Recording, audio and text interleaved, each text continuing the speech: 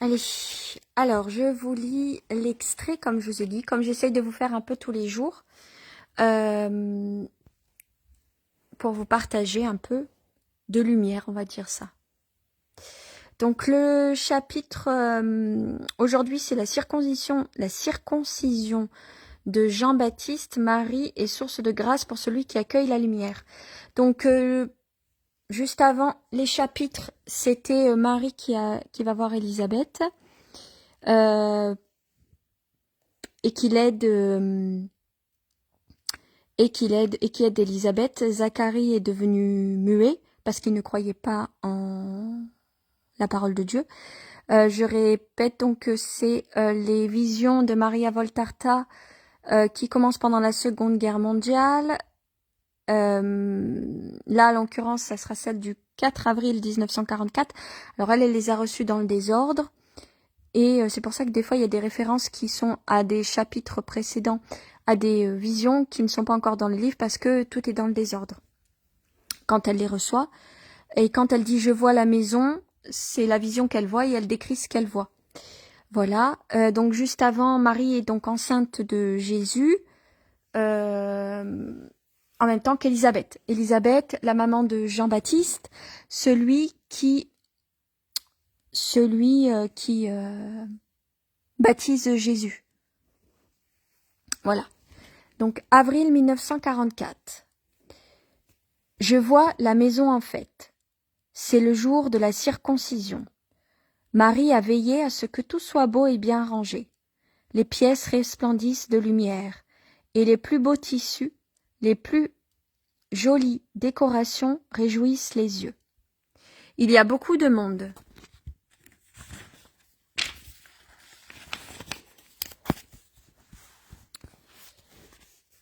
Marie se déplace entre les différents groupes avec agilité, toute belle dans son plus beau vêtement blanc. Élisabeth, en tant que maîtresse de maison, est tout au bonheur de la fête. Son enfant est sur son sein, repu de lait. Le moment de la circoncision arrive. Nous l'appellerons Zacharie. Tu es âgé, et il convient que l'on donne ton nom à l'enfant, disent les hommes. Ah, ça non, s'exclame sa mère. Son nom est Jean. Par son nom, il doit rendre témoignage à la puissance de Dieu. Mais quand donc y a-t-il eu un Jean dans notre famille? Peu importe, il doit s'appeler Jean. Qu'en dis-tu, Zacharie? Tu souhaites qu'il porte ton nom, n'est-ce pas? Zacharie fait signe que non. Il prend la tablette et écrit « Son nom est Jean ». À peine... Pardon, je suis émue parce que Zacharie est muet depuis un moment et du coup, quand il se passe toujours un miracle et qu'elle le raconte, c'est... À peine a-t-il fini d'écrire que sa langue se libère, et il ajoute « Car Dieu nous a fait une grande grâce à sa mère et à moi, son père ainsi qu'à son nouveau serviteur que voici, qui consacrera sa vie à la gloire du Seigneur, et sera qualifié de grand, d'âge en âge et aux yeux de Dieu, parce qu'il s'emploiera à convertir les cœurs au Très-Haut. L'ange l'avait dit, et je ne l'ai pas cru. Mais maintenant je crois, et la lumière se fait en moi. Elle est au milieu de nous, mais vous ne la voyez pas. Son sort sera de ne pas être vu, car les hommes ont l'esprit lent et encombré. Mais mon fils la verra, et parlera d'elle, et il tournera vers elle les cœurs des justes d'Israël. Ah, bienheureux ceux qui croiront en elle, et croiront toujours à la parole du Seigneur. Et toi, sois béni, Seigneur éternel, Dieu d'Israël, qui visite et rachète ton peuple. Tu as fait surgir la force qui nous sauve dans la maison de David, ton serviteur, comme tu l'avais dit par la bouche des saints.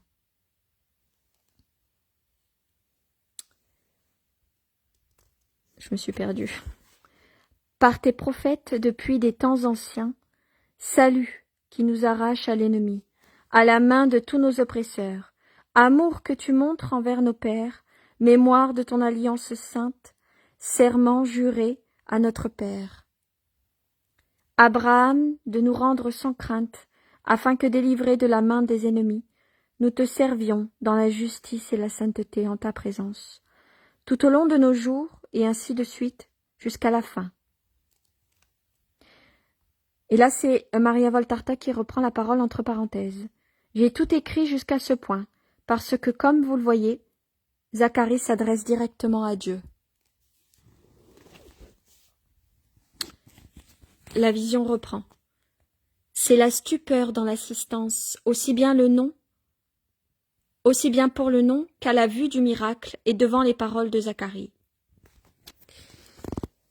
Élisabeth, qui a poussé un cri de joie dès le premier mot de Zacharie, pleure maintenant, pendant que Marie la tient embrassée et la caresse radieuse.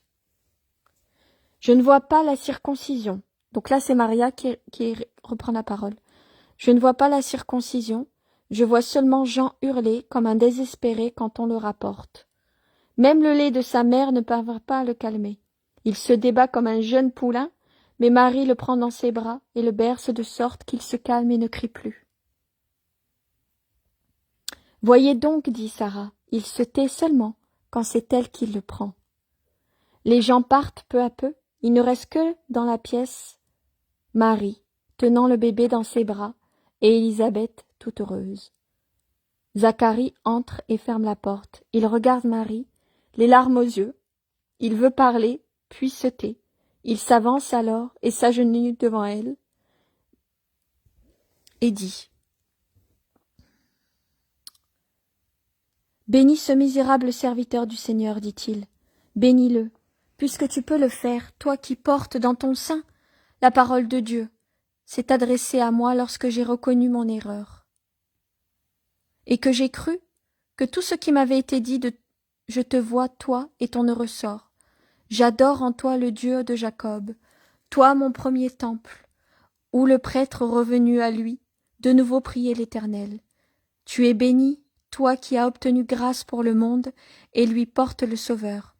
Pardonne à ton serviteur de ne pas avoir vu ta majesté aux premiers abords.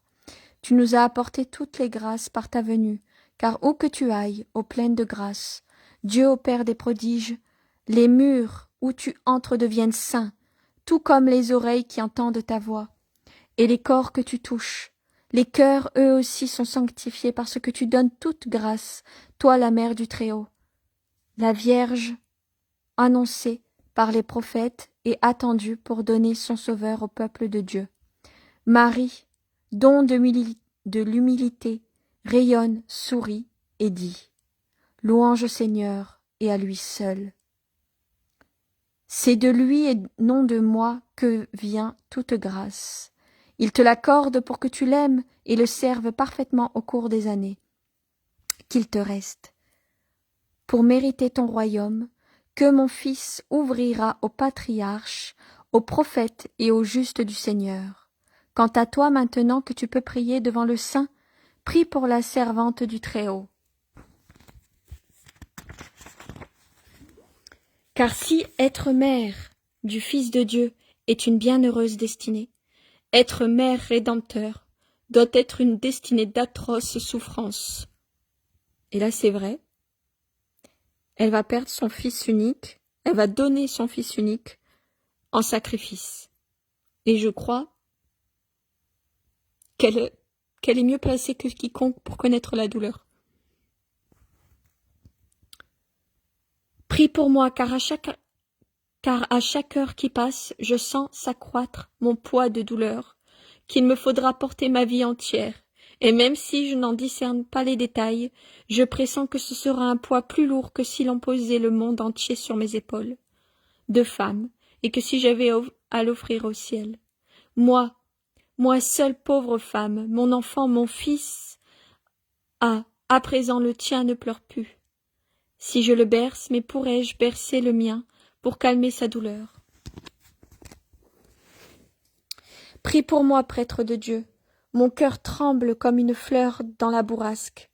Je regarde les hommes et je les aime. Mais derrière leur visage, je vois apparaître l'ennemi, qui en fait des ennemis de Dieu, de mon Fils Jésus. Cette vision s'évanouit. avec la vue de la pâleur de Marie, de ses larmes qui font briller les yeux. Voilà, la vision se termine, et là Marie prend la parole à Maria Voltarta, et elle lui dit ceci. Marie dit, « À qui reconnaît sa faute s'en repent, et s'en accuse avec humilité et d'un cœur sincère. Dieu pardonne, il se contente pas de pardonner, il récompense.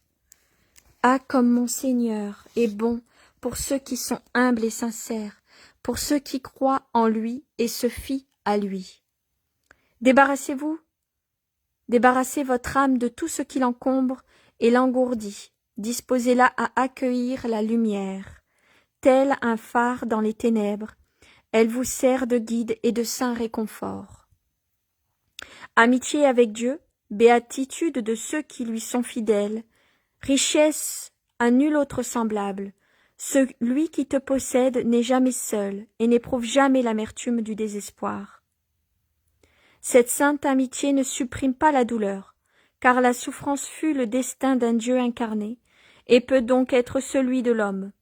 Mais tu as adouci l'amertume de cette douleur, et y mêles une lumière et une caresse qui, comme un toucher céleste, allège la croix.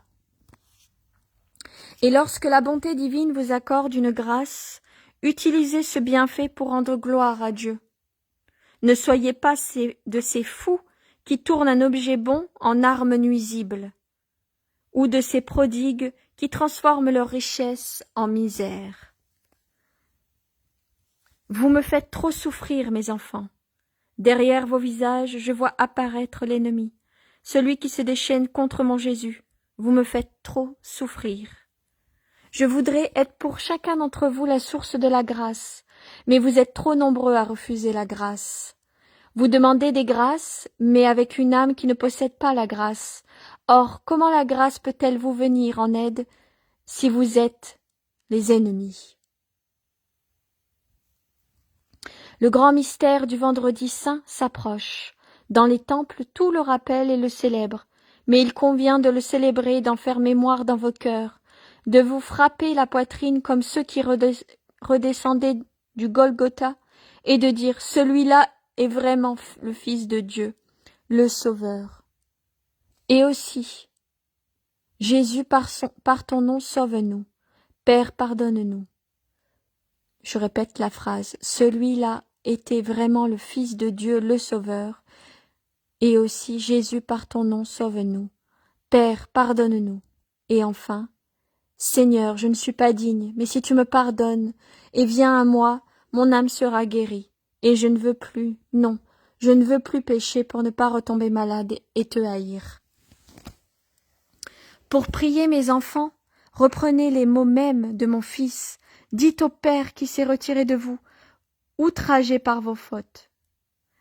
Pardon, j'ai sauté une phrase. Pour prier mes enfants, reprenez les mots de mon Fils. Dites au Père pour vos ennemis. Père, pardonne-leur. Appelez le Père qui s'est retiré de vous, outragé par vos fautes. Père, Père, pourquoi m'as-tu abandonné? Je suis pécheur, mais si tu m'abandonnes, je périrai. Reviens, Père saint, que je sois sauvé. Confiez à votre bien éternel votre âme, à l'unique qui peut le garder à l'abri du démon. Père, entre tes mains, je remets mon esprit. Ah, si humblement et avec amour vous confiez votre âme à Dieu, il vous conduit lui-même comme un père son petit enfant. Il ne permettra pas que quoi que ce soit l'offense. Lors de ses agonies, Jésus a prié pour vous enseigner à prier. Je vous rappelle en ces jours de la Passion. Lors de ses agonies, Jésus a prié pour vous enseigner à prier. Je vous le rappelle en ces jours de la Passion. Quant à toi, Maria, donc là, elle s'adresse à Maria. Quant à toi, Maria, qui vois ma joie de mère et en est extasiée, réfléchis et rappelle-toi que j'ai possédé Dieu dans des souffrances sans cesse grandissantes. Elle est descendue en moi avec le germe de Dieu, et il a grandi tel un arbre géant jusqu'à toucher le ciel et sa cime, et l'enfer par ses racines. Quand j'ai reçu sur mon sein le corps inanimé de la chair de ma chair, quand j'ai vu et compté les supplices, quand j'ai touché son cœur déchiré, pour consumer la souffrance, jusqu'à la dernière goutte. Voilà. Un extrait du livre des évangiles. J'ai pas compris, Chantal. Bonsoir, alors petite demande pour réunir nos prières pour un monsieur sans famille et sans enfant qui priait la Sainte Vierge 14 pour ses funérailles. À partir. Mais il faut que Chantal, vous me le rappeliez et que vous me donniez son nom pendant les chapelets pour qu'on puisse prier pour lui. Faire la prière des défunts. Mais il me faut son prénom. Et son nom. Voilà. On priera pour lui demain. Voilà, donc aujourd'hui, je vous laisse tranquille. J'ai fait 3 vidéos. Une sur le sacrifice, l'un sur les chapelets et l'autre sur le verset, enfin sur les évangiles. Je vous dis à demain à partir de 15 h. De bon pied, de bon œil. Et j'ai envie de dire, allez dans la paix du Christ. Dans la lumière, ce que vous voulez. Bonne soirée, bisous, à demain. À demain.